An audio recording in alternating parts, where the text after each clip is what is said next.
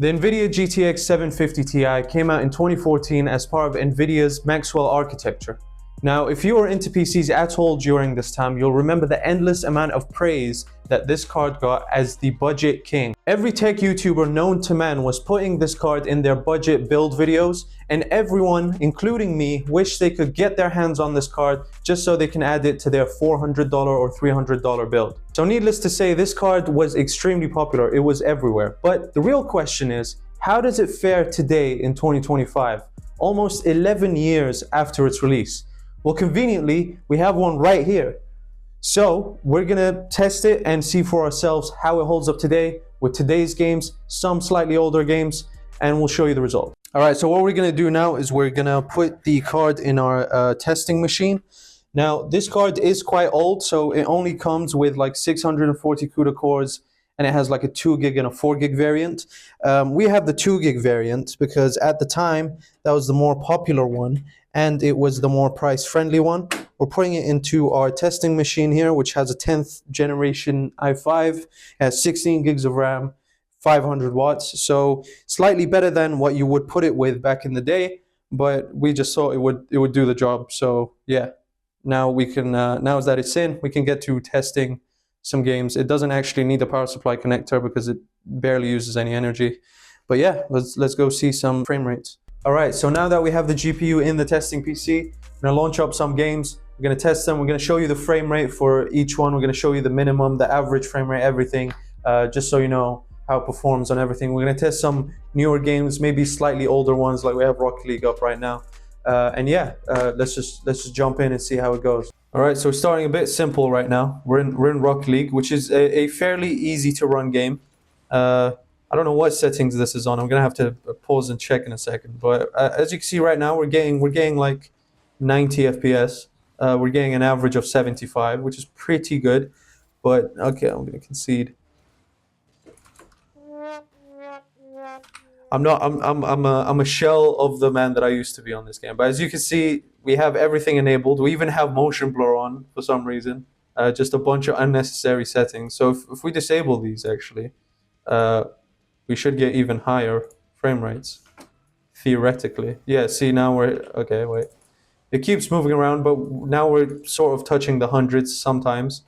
I personally don't like motion blur or any of that, but if you want to keep it on, you can still run it at like at least 90 frames per second. Okay, I'm getting off this game. We can run it at least 90 frames per second. Okay, so we're in GTA 5 now. A bit of an older title, but it's still like fairly hard to run. So we just wanted to see how it does on this. I know that in a lot of videos back in the day when they would make videos about the 750 Ti, this is one of the games they would always benchmark. So if you look at the settings here, we have it on 1080p. We have FXAA on. We don't have MSAA on. We have texture quality on normal, very high, high, very high. So mostly high settings here. We have filtering. So pretty high settings, pretty much. So as you can see, we're on the first mission of the single player game, but should be fine. So we're gonna drive around the city now. This should drop the frames a little bit because we're going fast and it's like rendering things as we're going. As you can see right now, we're getting like 50, 49 FPS, something like that.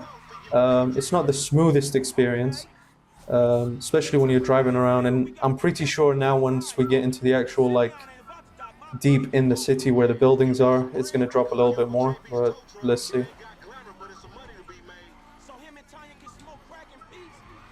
Yeah, see, now that we're in the city with a bit more buildings and people and cars and things like that, it is dropping sometimes to 40, then it climbs back to 50 once everything is rendered in. But yeah, I would say for this one, probably drop the frame, sorry, no. But yeah, I would say for this one, probably drop the settings a little bit. All right, so I'm gonna put 50 on black. As you can see in the casino, it's actually running decent. We're getting slightly above 50 FPS. We're getting like 55, 56. So this is actually pretty decent for gambling. I would gamble on GTA with this card. Let's see if we win anything. Okay, so we lost some money, but yeah, if you want to go to the casino in GTA, it performs pretty good, but everything else you might want to drop the settings down a little bit. All right, so we're in CS:GO right now. Well, we're in CS2, and this one is actually harder to run than the original CS:GO. I don't know why they did that to it, but we're on right now. We're getting a decent FPS, to be completely honest. We're getting like 100 FPS average, pretty much. It says the average is like 65, but I'm not getting anything lower than 70 at the moment. Yeah. So right now we have it on all low. Again, CS2 is like harder to run than the first CS. So we have turned down the settings. I think it was on medium at first and it was lagging a little bit. But if you do want higher settings, maybe try putting the settings up, but maybe lowering the resolution, something like that. I mean, with competitive FPS games like this, you don't really need a high resolution. You're mostly focusing on the FPS. So I guess you could just focus on that. But yeah, I mean, it's running pretty well. You can definitely play competitive games with this kind of frame rate, by the way. Okay, so we're now in Sons of the Forest, which is a fairly recent game. We've jumped into it on low settings. It's struggling a lot. It's lagging quite a bit. So we're actually going to put some of these on ultra low. You can also, of course, lower the resolution if you want. But we're trying to get all of these on. Oh, you can turn some of these off. Actually, I'll probably do that. You can lower the resolution if you prefer that. But I think we're just trying to get 1080p for all of these. So we're just going to go ahead and lower all the settings pretty much. Just off, man. Everything off. Okay, so I think the game crashed because we applied the settings. So we'll try and relaunch or get back into it somehow. All right, so we're back in the game. This is everything on lowest on 1080p resolution. As you can see, it is not running well. Not even a little bit. I can't even lie. This is like we're getting maybe sometimes 30 FPS. The animals are kind of just popping up randomly. The render distance is terrible. Yeah, this game is not running well whatsoever. As you can see, the 1% low, the 0.1% low is 0. So yeah, this game is not really designed for the 750 Ti. But if you do want to play it, you could try and decrease the resolution. Should we try and decrease? If you look at the ground, you get 40 FPS. So if you want to just walk around like this pretty much for the whole game, you can play. We're going to try and decrease the resolution. If the game crashes again, then that's for you to find out.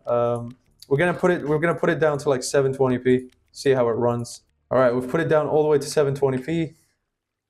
And it is, honestly, it's still not very good, but it's now above 30 FPS. So it's somewhat playable if you really want to stretch it and play on 720 all low settings. It's actually not bad. It will drop, it will stutter a little bit, like how you just saw, like what happened there.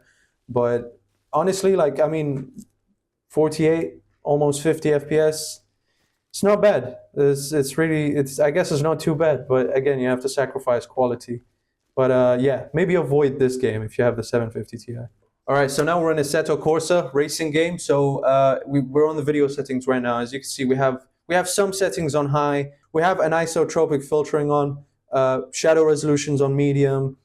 It's on 1080p. We have some smoke generation. It's on very low though. This is all pretty much, we have mirror resolution on normal, reflection quality on medium, things like that. So it's like a mix of high and medium, and like one or two things are on low. But yeah, let's get into a race and see how this runs. All right, so we're on the track now. We're gonna try out Assetto Corsa. Already it's looking pretty decent. We're getting around 90 FPS. Maybe if we switch the point of view, it's still on like 80, 79, 78. We're doing pretty decent. I wonder if we go really fast, like how will that affect? Will it need to render more things? I'm not really sure, to be honest. Oh, I should have slowed down. Okay. But I would say Assetto Corsa, you can play this pretty well. I mean, it's staying at like 80. I don't really see it dropping below 80 too much. It drops, and when it drops to like 78. All right, we're in an actual race now, just because I want to see how it does when it's rendering other cars as well.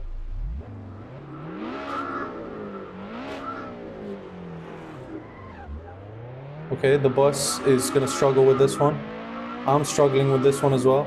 As you can see, the frame rate is not as high because it does need to render other cars, but it is still pretty decent.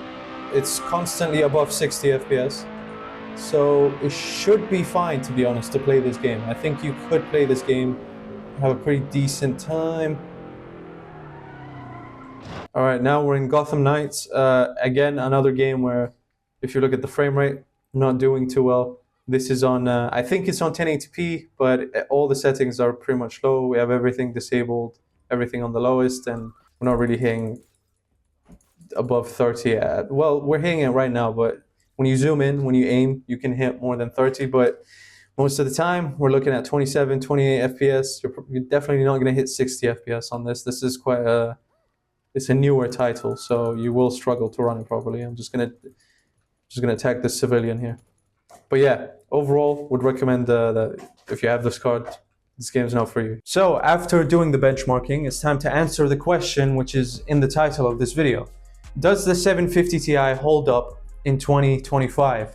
The answer is no, which saddens me very much because it is a classic card.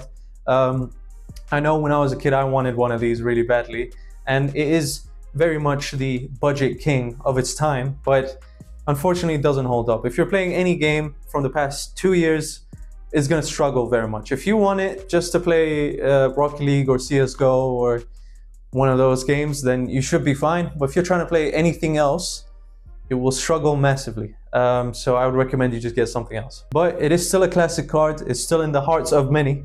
It's just not the one for this day and age. I hope you enjoyed this video. Subscribe, like. We'll see you in the next one.